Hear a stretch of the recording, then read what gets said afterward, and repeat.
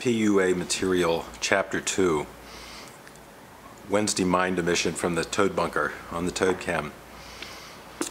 I'm going to bring another book to your attention, which I would say is master or master trainer level PUA stuff, and I'll explain why it is. It is going to be work to get through, of course. Sleight of Mouth, The Magic of Conversational Belief Change by Robert Dilts. And this is also a foundational work in NLP. But it is very, very useful and very, very powerful and barely known about. You will not hear any of the high-priced PUA masters discussing this. They don't know about it. They just haven't bothered getting around to it. They don't understand its importance. They don't appreciate its importance, so they're just too wrapped up in their own spiel and all of the above. And they think that their stuff's going to work. Well, one of the big things in the PUA concept is DHV. You'll hear this term, DHV. It means demonstrate higher value. When you use superior patterns, whether you're using superior language patterns and patterns of inquiry like you would get in the meta programs, or you use superior patterns like you would get in sleight of mouth, which means you're going to do some work, you're going to take some time, you're going to buy the book, you know, it's going to kill you to buy this thing, you're going to spend like thousands on PUA seminars, no problem, and you're going to like be a total, you know, wuss when it comes to spending. I don't know how much this thing retailed for, not that much, you know, spend like 50 bucks on books and actually sit down and work with them and learn from them. People are funny, you know. They think that I don't know what they think. But if you're going to stand out, if you're going to DHV, if you're going to demonstrate higher value, you are going to have higher response potential. You're going to have more intelligent questions. You are going to be perceived as more intelligent, more flexible on your feet, and more confident in your ability to engage in a conversation. These are very, very high DHV points. The reasons that AFCs, who are average frustrated chumps, come off like average frustrated chumps is because they don't have a solid grounding in inquiry, and they don't have a solid grounding in response patterns. They don't know what to say. You know, you can say, well, that's very too technical for me and all that stuff. No, you're in a conversation and you have no idea what to say, or you don't know any idea how to direct the conversation, or you don't have any idea of how to move the center of gravity of the discussion or move the conversation to the next place. So you get these conversations, these just boring as hell conversations that some people, so where are you from, so where are you from, so what do you do, so what do you do, so you have family, do you have family, you know, you get this sort of just this back and forth stuff, goes nowhere, gets no energy, no bone, no nothing, doesn't really break through that veil, doesn't break through to that sort of next level of intimacy or next level of self-revelation, or that next level of sort of, you know, getting at where that person's really, you know, who they are, what they're about, why you should be interested in them. You know, I mean, I think that's sort of in the back of a lot of people's mind. You know, why should anyone be interested in you? Why should you be interested in them? You know, or I think also as you know, Carlos Zuma is very famous for saying in his programs, you know, what's in it for me? You know, where does this thing, what have you got that is of any interest or value to me, other than just, you know, blowing carbon dioxide in my direction, which is what most of these PUA flops kind of are. So the magic of belief change is real good for a lot of reasons, but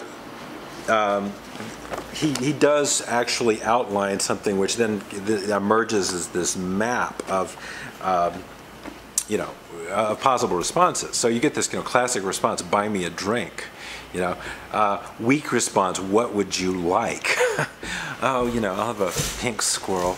You know, stronger response, I think this is what Mystery would probably approve of, but, you know, we're going to use now the sleight of mouth model instead of, say, the Mystery model. You said, well, you know, you might say, so in your model of the world, people should buy you drinks. And, or you could ask very politely, well, in your model of the world, do you believe that people should buy you drinks? So that's, a model of worlds challenge. And I find the model of world challenges is really, really interesting. I'm trying to think of other ways to language it in your model of the world, or in your way of seeing things, or in your personal universe. People should wait on you hand and foot. People should buy you drinks. Oh, in your model of the world, we're all the servants, and you're the queen, and we bring you stuff. Very interesting. That's just one of, I think, 14 potential challenges in that. So sleight of mouth patterns often involve challenging somebody's sense of how they construct reality. There's something called apply to self, and Robert Dilts talks a lot about apply to self. And so, so would it bother you, and does it bother you when people hit you up for stuff? Just during the day. I mean, if someone came up to you and just said, "Hey, buy me a stick of gum. Buy me a pack of cigarettes." Just put it to you like that. Would you find that troublesome or offensive or irritating, or how would you process that information?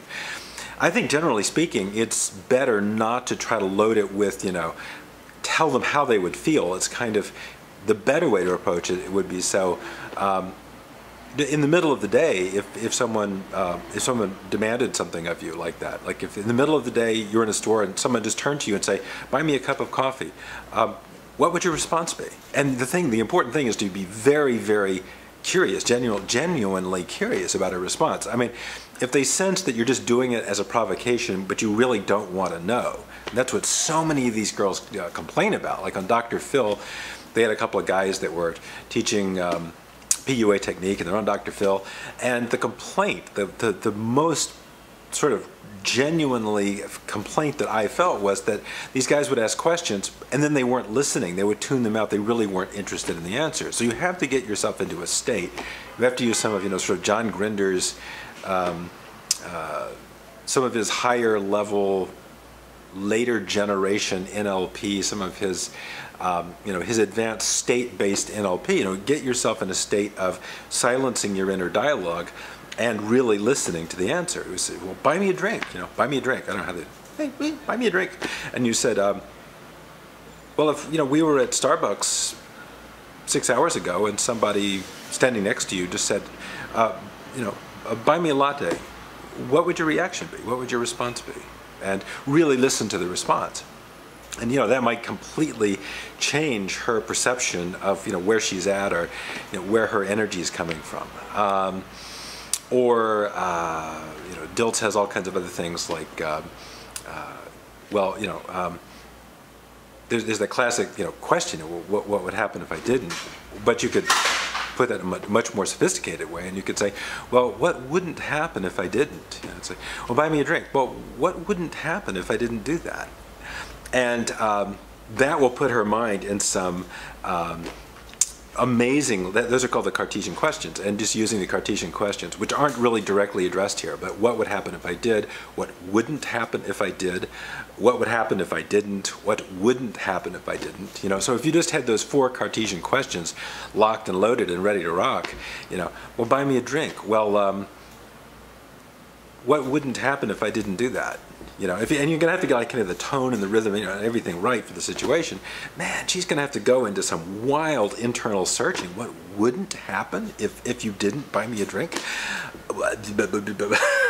And who knows what's gonna come spilling out? But that totally changes the tone and causes her to have to do a lot more cognitive work and a lot more sort of get out of that surface level kind of superficial bar talk and really do some kind of deep drilling down into her own thinking, which could turn into a lot of humor. It could be very self-revealing, it could be embarrassing, but it will be real. It will have that kind of feeling of real, and that real feeling is what really separates out the meaningful connection and the meaningless connection. You get that kind of, bam, felt that. You really kind of, like they teach actors, man, you got to throw those darts so they stick. When you have that conversation, you got to throw those darts, you got to throw those questions, you got to throw those challenges so they really stick. So it costs you something, or it costs them something psychically to answer it. And that's where you're really going to kind of get into it versus just this kind of, superficial control games. And so many people just get completely lost in these like cheesy little ping pong of control games.